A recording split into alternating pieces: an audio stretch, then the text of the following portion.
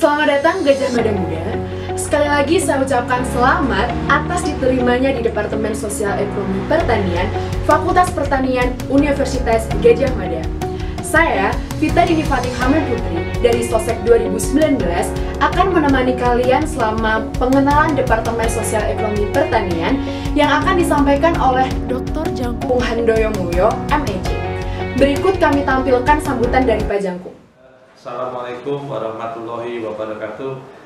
Yang saya hormati adik-adik Gajah Mada Muda, Gamada, khususnya yang masuk pada Departemen Sosial Ekonomi Pertanian atau sering disebut sebagai Departemen Sosek.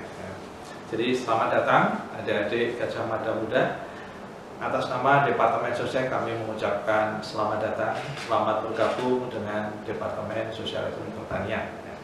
Adik-adik sekalian, kami ingin menyampaikan beberapa hal. Yang pertama adalah izinkanlah kami untuk mengenalkan bagaimana histori Departemen Sosek. Ya.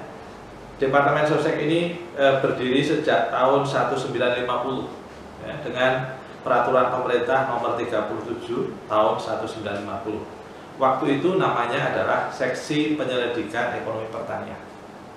Nah, kemudian pada tahun 1972, seiring dengan diberlakukannya sistem kredit semester atau SKS, maka kemudian nama Seksi Penyelidikan Ekonomi Pertanian berubah menjadi Departemen Ekonomi Pertanian. Nah, kemudian pada tahun 1984, nama departemen juga berubah menjadi Jurusan Sosial Ekonomi Pertanian atau Jurusan Sosek. Nah, kemudian berdasarkan SOTK Universitas Gajah Mada, maka pada tahun 2016 nama Jurusan Sosial Ekonomi Pertanian berubah menjadi Departemen Sosial Ekonomi Pertanian lagi. Nah, jadi sejak 2016 sampai sekarang, maka namanya adalah Departemen Sosial Ekonomi Pertanian. Nah, Departemen Sosial Ekonomi Pertanian atau Departemen Sosek ini mengelola 4 program studi, ya. 2 program studi S1, 2 program studi S2, dan 2 minat S3. Jadi program studi S1-nya adalah S1 Ekonomi Pertanian dan Agribisnis, sering disingkat EPA atau EPA atau sering disebut agribisnis. Kemudian yang kedua adalah program studi penyuluhan dan komunikasi pertanian, sering disebut sebagai PKP. Nah, kemudian yang program S2 itu adalah S2 Ekonomi Pertanian dan S2 Magister Manajemen Agribisnis atau disebut MMA. Nah, selain itu kita juga mengelola 2 minat program doktor, yaitu doktor di bidang ekonomi pertanian dan doktor di bidang manajemen agribisnis. Nah, itu adalah program yang kita kelola, adik-adik. Nah, program-program yang kita kelola tadi S1 Ekonomi Pertanian dan Agribisnis itu terakreditasi A BAN PT dan juga tersertifikasi AUN, Asian University Network. Jadi sudah terstandar untuk perguruan tinggi ASEAN. Nah, kemudian program studi penyuluhan dan komunikasi pertanian itu juga terakreditasi A BAN PT dan sekarang sedang menyiapkan untuk akreditasi internasional ASIIN. Nah, kemudian program studi S2 baik itu MMA maupun ekonomi pertanian, kedua-duanya juga terakreditasi A BAN PT. Demikian juga program studi S3-nya juga terakreditasi A BAN PT. Jadi adik-adik Gamada baru saya kira perlu bersyukur, artinya Anda masuk diterima pada perguruan tinggi yang berkualitas. Bahkan kalau kita lihat ranking UGM itu termasuk ranking yang tinggi kan, kalau nggak salah 250-an ya, tingkat dunia ya. Oke. Nah, adik-adik sekalian, di Departemen Sosek untuk proses pembelajaran ini didukung dengan 4 laboratorium. Yang pertama adalah Laboratorium Kebijakan Pertanian dan Sumber Daya Alam. Jadi kebijakan pertanian dan sumber daya alam. Ini ketuanya adalah Profesor Irham. Kemudian yang kedua adalah Laboratorium Agribisnis. Ini ketuanya adalah Profesor Masyuri. Kemudian Laboratorium Pemodelan Sosial Ekonomi Pertanian dan Agribisnis.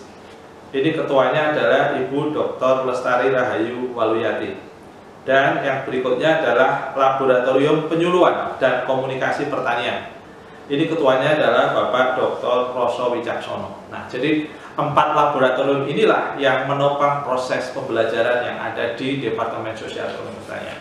Nah, bagaimana dengan tenaga pendidik atau dosennya?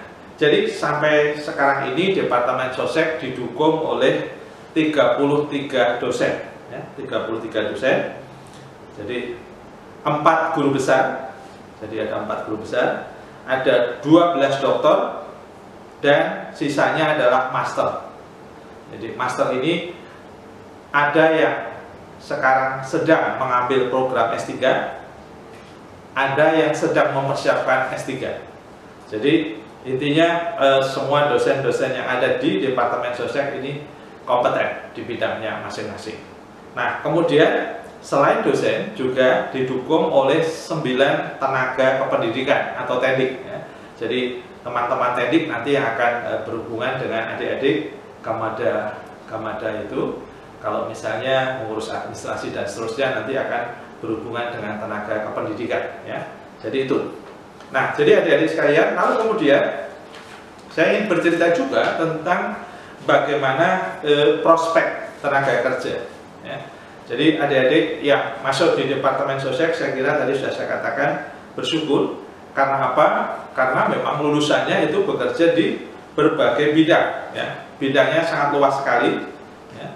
Ada yang bekerja di sektor perbankan, ya. Di perbankan itu mulai dari Bank Indonesia, kemudian bank pemerintah yang lain, BRI, BNI, Bank Mandiri, ya. Kemudian di otoritas jasa keuangan, ya. Bank pemerintah daerah, di kementerian, baik Kementerian Pertanian, Kementerian Kehutanan, Kementerian Keuangan, ya. Di PTP, ya. Itu banyak yang kerja itu. Di Bappenas itu ada, di Bea Cukai juga ada, kemudian di Kementerian Perdagangan, Kementerian Dalam Negeri, nah, kemudian di media, TVRI dan seterusnya, sebagai jurnalis, nah, kemudian production house, nah ini di NGO, ini banyak, ya. Jadi alumni kita itu bekerja tersebar di banyak bidang. Nah, karena itu maka dalam konteks proses pembelajaran, saya pesan kepada adik-adik untuk mengikuti proses pembelajaran sebaik-baiknya.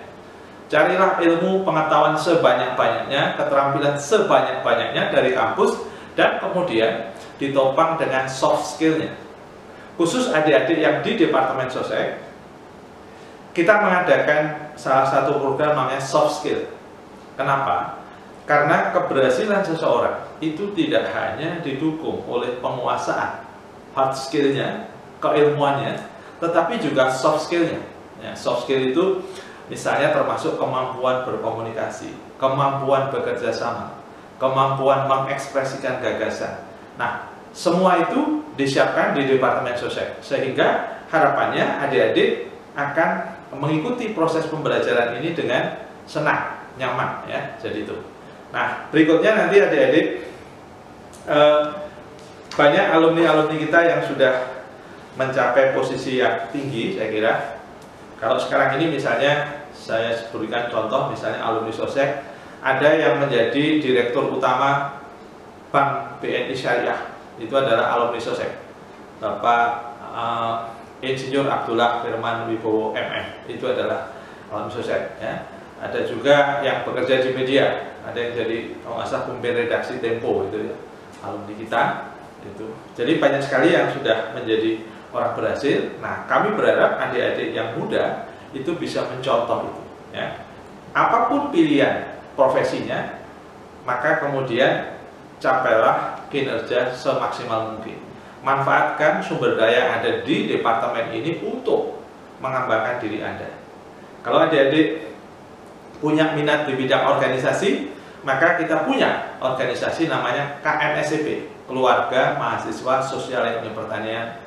Itu nanti adik-adik bisa berkomunikasi dengan kakak-kakak kelas, ya.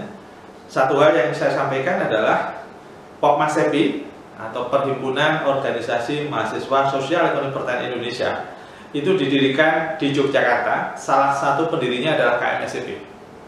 Jadi adik-adik silakan nanti, kalau ini adalah organisasi tingkat nasional, sampai sekarang masih eksis ya, dari tahun 1990. Kebetulan saya adalah salah satu pendiri dan ketua umum DPP yang pertama. Nah, ingin saya katakan bahwa jejaring ini perlu dimanfaatkan adik-adik. Ya, karena apa? Karena tadi saya katakan orang sukses itu tidak hanya menguasai hard skill-nya, tetapi harus ditopang dengan soft skill-nya. Ya. Berorganisasi itu adalah bagian dari upaya untuk pengayaan kinerja di bidang soft skill. Ya. Kemampuan membuat jejaring. Ya. Ini adalah hal penting dalam era milenial sekarang ini. Nah, Pokmasepi saya kira menjadi salah satu organisasi yang nanti kalau adik-adik berminat bisa di sana, termasuk KMSCP. Ya, jadi itu. Nah, lalu kemudian saya ingin bercerita tentang mata kuliah mungkin ya. Jadi mata kuliahnya itu secara prinsip kira-kira kalau di Departemen Sosek nanti ada mata kuliah yang berkaitan dengan ilmu-ilmu dasar, yaitu semua yang diambil oleh mahasiswa di Fakultas Pertanian itu ada. Tapi juga nanti ada mata kuliah yang khusus di Departemen Sosek. Ya. Jadi adik-adik nanti akan belajar tentang misalnya ilmu ekonomi ya, apakah ekonomi mikro, ekonomi makro, kemudian ekonometrika, nah kemudian ekonomi matematika, perdagangan internasional dan seterusnya. Itu kalau bagi nanti adik-adik yang mengambil program studi ekonomi pertanian dan agribisnis. Kalau adik-adik mengambil di program studi penyuluhan komunikasi, maka nanti adik-adik akan dikenalkan banyak mata kuliah yang berkaitan dengan pengembangan masyarakat, dengan penguasaan media komunikasi, ya, dasar penyuluhan, dasar komunikasi, kemudian pengembangan masyarakat, community development dan seterusnya.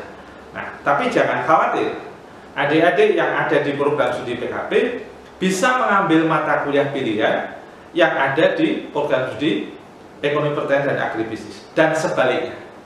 Adik-adik yang di program studi ekonomi pertanian dan agribisnis bisa juga memilih beberapa mata kuliah pilihan yang ditawarkan di program studi penyuluhan dan komunikasi. Jadi ibaratnya adalah dua program studi ini adalah kakak beradik. Ya, ada dalam satu rumah, karena itu harus saling memperkuat. Ya, jadi itu. Nah, jadi adik-adik sekalian, nah mungkin adik-adik akan bertanya, kalau kami sudah selesai program S1 di Departemen Sosek bagaimana? Nah, Departemen Sosek dan Fakultas Pertanian punya program namanya program Fast Track. Ya, program Fast Track itu apa? Program Fast Track adalah program percepatan, diperuntukkan bagi adik-adik yang prestasinya bagus. Jadi kalau adik-adik prestasinya bagus, maka pada masuk semester ke-7 itu sudah boleh mengambil program Fast Track.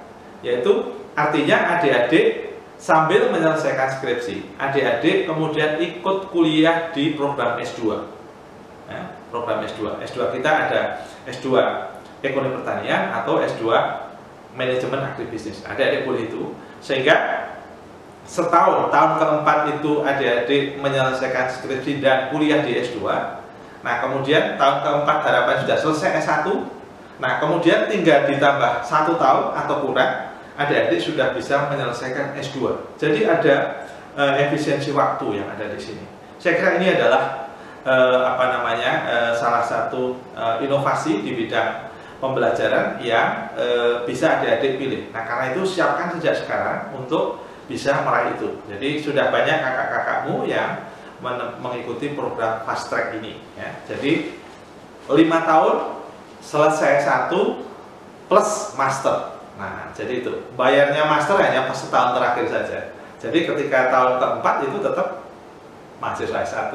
Nanti begitu lulus, nah langsung masuk S2. Nah, saya kira ini adalah sesuatu yang menguntungkan bagi adik-adik. Nah, yang kedua, nanti juga adik-adik yang tertarik untuk mengikuti program Student Exchange, ya. Jadi pertukaran mahasiswa. Jadi banyak adik-adik yang dari Departemen Sosek yang mengikuti program ini, Student Exchange ini ya. Jadi pertukaran mahasiswa UGM dengan beberapa perguruan tinggi di luar negeri, ya. Apakah itu di Thailand, di Malaysia, di Jepang, ya. Jadi adik-adik bisa. Nah, syaratnya tadi hanya satu tadi, ya. coba berprestasi yang bagus, ya, punya kemampuan bahasa Inggris dan punya aktivitas-aktivitas. Nah, kalau itu adik-adik punya, maka kemudian nanti bisa mengikuti program Student Exchange. Jadi ketika adik-adik di luar negeri nanti dibiayai oleh UGM, ya, dibiayai oleh UGM, dan kredit yang diambil di luar negeri itu nanti bisa ditransfer menjadi mata kuliah yang ada di UGM, sehingga adik-adik tidak rugi, ya, dari masa studi tidak rugi. Dari sisi pengalaman adik-adik beruntung karena Anda bisa berinteraksi dengan kawan-kawan dari negara lain di dalam proses pembelajaran. Saya kira ini adalah hal yang perlu untuk adik-adik siapkan sejak awal. Nah, kemudian juga di dalam prosesnya nanti adik-adik juga biasanya ada banyak tawaran-tawaran beasiswa. Nah, karena itu adik-adik harus ikuti pengumuman-pengumuman, baik itu yang ada di Departemen Sosial maupun yang ada di fakultas. Siapa tahu adik-adik terpilih di antara mereka-mereka yang beruntung mendapatkan beasiswa itu. Nah, yang saya maksud beruntung adalah orang yang mendapatkan beasiswa. Tetapi keberuntungan ini kan tidak jatuh dari langit, jadi harus dipersiapkan sejak awal. Adik-adik harus siapkan prestasinya bagus dan seterusnya. Begitu nanti ada pembukaan, lalu kemudian ikut. Nah, yang lain adalah banyak riset-riset yang dilakukan oleh dosen di Departemen Sosial. Nah, adik-adik nanti bisa bergabung dengan Bapak Ibu dosen. Nah, apa keuntungannya? Keuntungannya satu, dapat pengalaman. Yang kedua, seringnya itu adalah skripsinya kemudian itu bagian dari penelitian itu. Artinya ikut penelitiannya dosen, membantu penelitian dosen, kemudian bagian data itu bisa dianalisis untuk menjadi skripsi. Nah, saya kira ini adalah hal yang adik-adik bisa raih ke depannya. Dan yang berikutnya adalah apapun juga adik-adik sebagai mahasiswa Departemen Sosial adalah bagian dari mahasiswa UGM. Jadi mahasiswa Universitas Gadjah Mada, sehingga kalau nanti adik-adik lulus, maka adik-adik akan menjadi bagian dari Kagama, keluarga alumni Gadjah Mada. Itu tersebar di seluruh Indonesia, bahkan di luar negeri. Nah, disitulah nanti adik-adik bisa berkenalan dengan para senior, ya. Jadi membangun jejaring tadi saya kira bisa juga dimulai dengan organisasi kita namanya Kagama. Atau kalau adik-adik yang sosek, anggota Pokmasepi, nah ini nanti bisa tetap ya, kita punya lembaga atau organisasi yaitu Pokmasepi, dan alumninya juga ada IKA Pokmasepi, Ikatan Keluarga Alumni Pokmasepi. Jadi banyak sekali teman-teman di Pokmasepi yang juga sudah menduduki posisi-posisi yang penting. Saya kira itu bisa dijadikan sebagai kolega, baik untuk bertanya, baik untuk mendiskusikan sesuatu. Saya kira adik-adik demikian yang bisa saya sampaikan. Sekali lagi atas nama Departemen Sosial Ekonomi Pertanian kami ucapkan selamat datang, welcome to our department. Jadi selamat untuk mengikuti proses-proses pembelajaran. Jadi adik-adik tolong untuk dekat dengan Bapak Ibu dosen bimbingan akademik, karena mereka itulah yang menjadi wakil orang tua yang ada di kampus. Nah, yang kedua adalah dekat-dekatlah dengan kakak-kakakmu, ya, senior-seniormu. Karena apa? Karena mereka punya banyak pengalaman. Nah, jadi kalau Anda dekat dengan kakak-kakak mahasiswa, maka Anda bisa mendapatkan pengalaman penting tanpa Anda harus melakukannya. Jadi ini artinya adalah bicara tentang bagaimana efisiensi di dalam memanfaatkan waktu. Apakah pengalaman sebagai asisten, ya, ataukah pengalaman sebagai aktivis. Nah, saya kira itu adalah peluang-peluang yang adik-adik nanti bisa pilih sehingga menjadi lulusan unggulan yang membanggakan departemen, ya. Belum lama ini, saya kira hari kemarin kami departemen juga mengucapkan selamat kepada salah satu alumni yang baru saja dilantik sebagai Kapus Datin, jadi Kepala Pusat Data yang di Kementerian Pertanian. Itu adalah alumni kita, adik angkatan saya. Jadi saya kira ini adalah untuk memberikan perspektif pada adik-adik. Jadi banyak hal bisa kita lakukan dengan menjadi mahasiswa di Departemen Sosial Pertanian. Saya kira demikian. Terima kasih. Selamat untuk mengikuti proses pembelajaran dan menjadi excellent student di Departemen Sosial. Terima kasih. Assalamualaikum warahmatullahi wabarakatuh.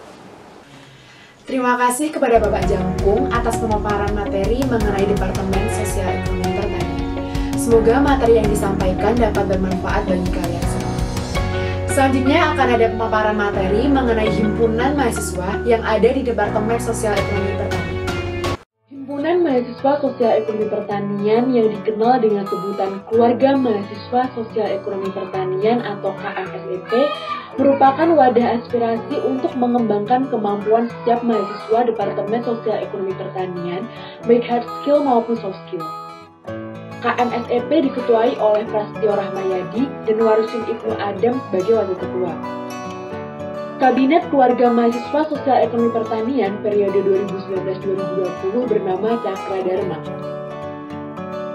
Keluarga Mahasiswa Sosial Ekonomi Pertanian memiliki 8 departemen. Berikut merupakan program kerja dalam KMSEP.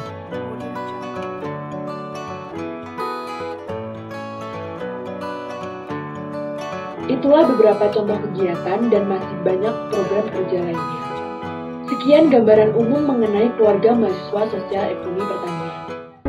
Demikian pemaparan materi pengenalan Departemen Sosial Ekonomi Pertanian. Terima kasih dan sampai jumpa.